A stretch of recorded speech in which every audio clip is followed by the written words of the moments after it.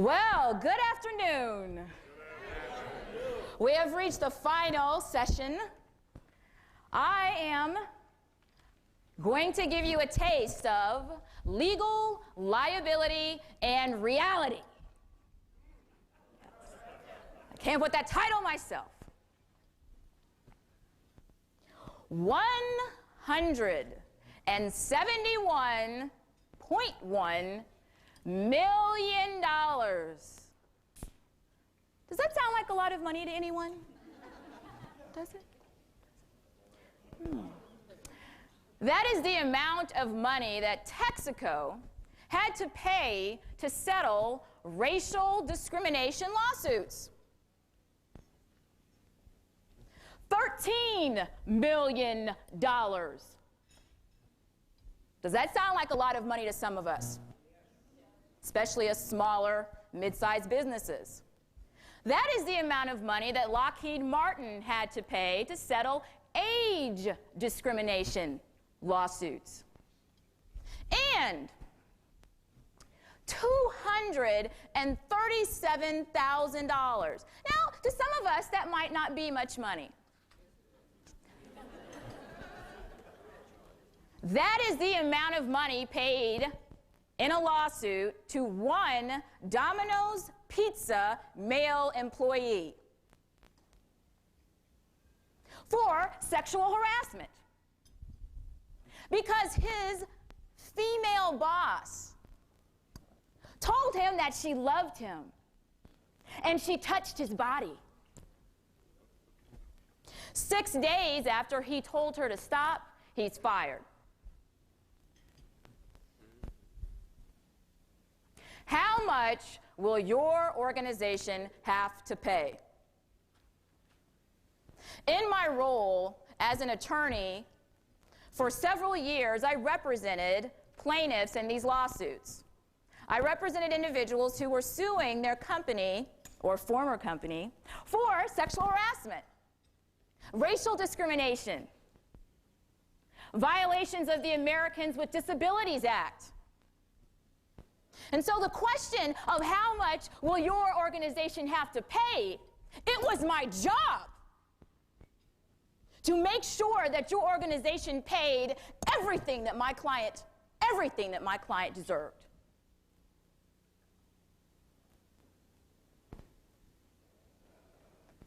We are here today in this session to get an idea of the training that we have available through national seminars to prevent your organization from having to pay later.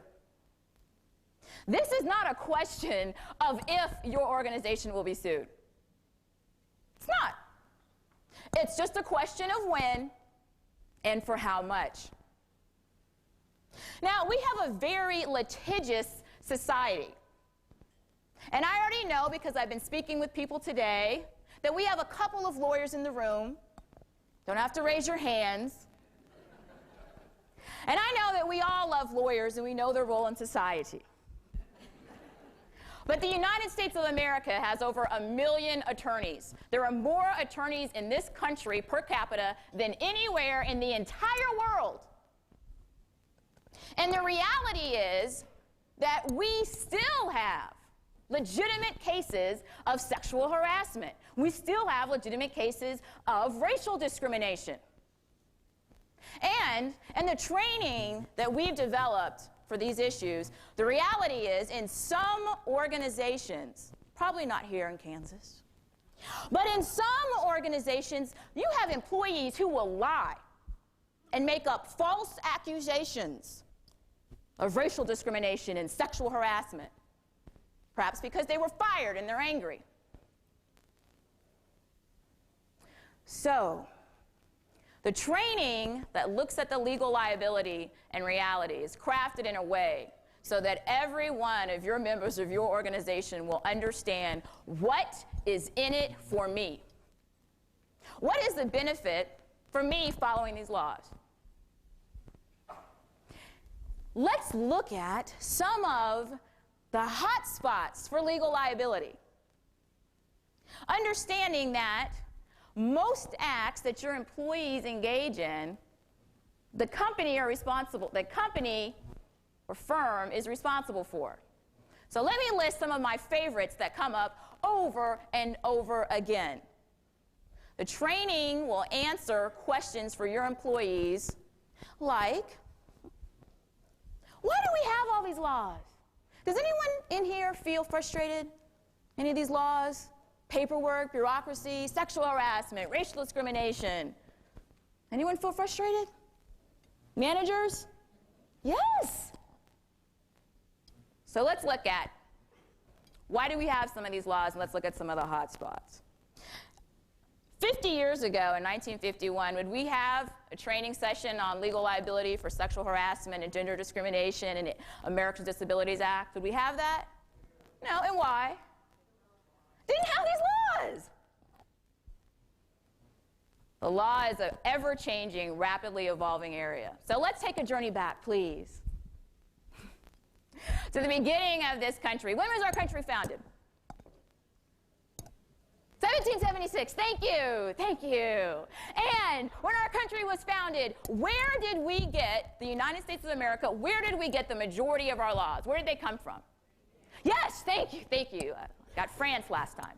No, England. And the main law in the area of your legal liability in the workplace, dealing with reality, is something called employment at will. Anyone ever heard of this?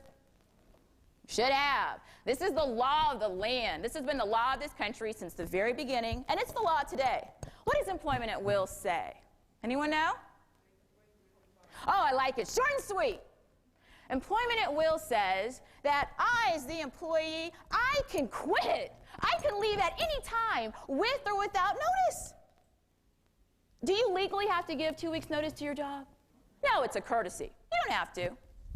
And this is a very important distinction historically, because we had many societies previously where you were a slave or you were a serf. Could a slave leave their job at any time? I've had debate on this. No, that's the whole purpose. Conversely, under employment at will, your employer can fire you at any time with or without a reason. So, can I walk up to Joe and say, Joe, you've been working here a little while, but I think you're ugly. Firing you. Can I do that? Is it legal? Yes! Under employment at will, I can fire you at any time with or without a reason.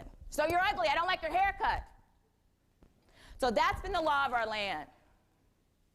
And historically, could I go up to someone and say, you know what? You're Hispanic, and I don't like Hispanic people. I'm firing you because you're Hispanic. Could I do that? Yep, sure can. So let me hit the 5 hot spots as we explain in our journey through the U.S. how we got here today. Some of the big problems that your organizations will have and your employees have in legal liability. The first one I'm going to mention is something called Fair Labor Standards Act. The Fair Labor Standards Act in 1938 is a very important piece of legislation. It did a whole bunch of things. This is the law that said a 40-hour work week.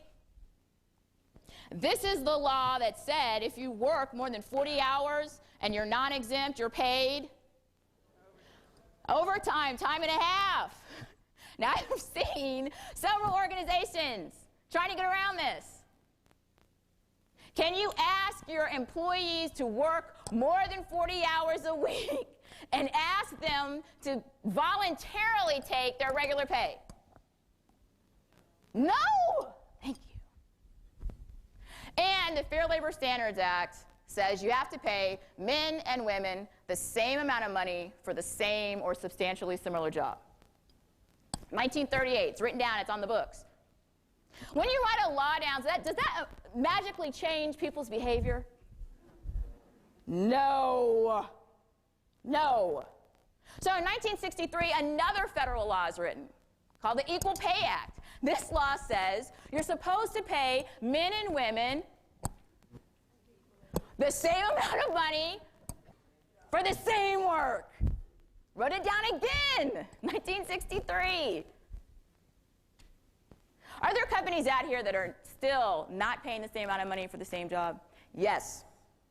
Yes. And this 1963 law actually mandates you must have written job descriptions. So for those of you all out there, and I know I run into you, 1964 is the big one.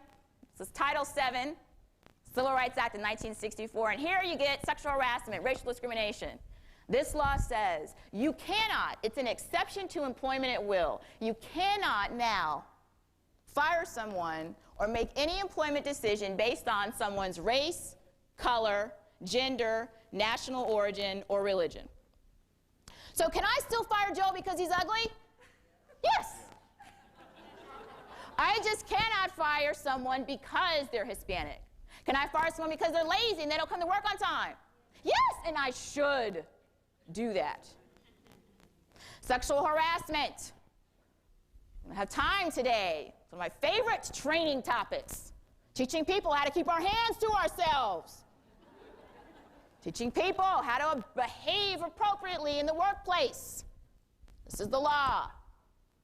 And I'm going to mention one more, the fastest growing, actually two more, the fastest growing area of discrimination right now today is something called age discrimination. There was a 1967 law, the Age Discrimination Employment Act. It says you cannot, once again, discriminate in any employment decision based on someone's age. And you cannot discriminate against old people. How old is old according to the federal government? 40. Inevitably, there are people who are surprised. Why? So can I go up to someone and say, you look like an old coot? And fire them? No. Ernst & Young, $3.7 million for firing a 47-year-old from his $196,000 a year job as a partner because he was deemed too old. A 14% increase in 1 year in claims in this area, the fastest growing discrimination. And lastly, Americans with Disabilities Act. This law says you cannot discriminate. You cannot refuse to hire someone because they're disabled. You cannot ask someone the nature of their disability. So can you go up to someone in a wheelchair in a job interview and say to them, what's wrong with you? Does this happen? Every single time I train, and I thought I'd seen it all. I honestly had. As an attorney, I thought I had seen it all, and I was wrong. Because every time I train on break, your team members come up to me and tell me about things that are happening. I was at a casino a little while ago, and on break, I had a waitress explain that the manager of the waitresses at the casino made a deal. Whoever would come with him in sort of the freezer and perform some sexual acts would be scheduled on the best shifts. That is called quid pro quo sexual harassment, in exchange of anything of value for an employment-related decision. You cannot trade sexual acts for better shifts.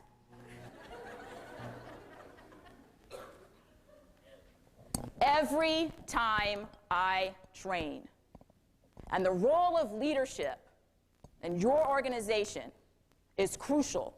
In the full training, we do an entire section, because the problem with a lot of training is you've had training. People have seen videos. They've been to meetings, especially your managers, supervisors, but they don't follow through. And the most commonly abused tactic I see is this. There's a problem employee. They're accused of sexual harassment. Let's just say it's me. And instead of the organization coming to me and giving me a consequence to my behavior, what my boss does is they just transfer me from my shift to a different shift. This happen? One department to another? I call it the sweep. The sweep. Have you fixed anything? You've made it worse because you just taught that person, keep doing what you're doing, and we'll pay the legal bills. And you also taught everybody else in your organization, hey, it's okay. So it is an integrated approach.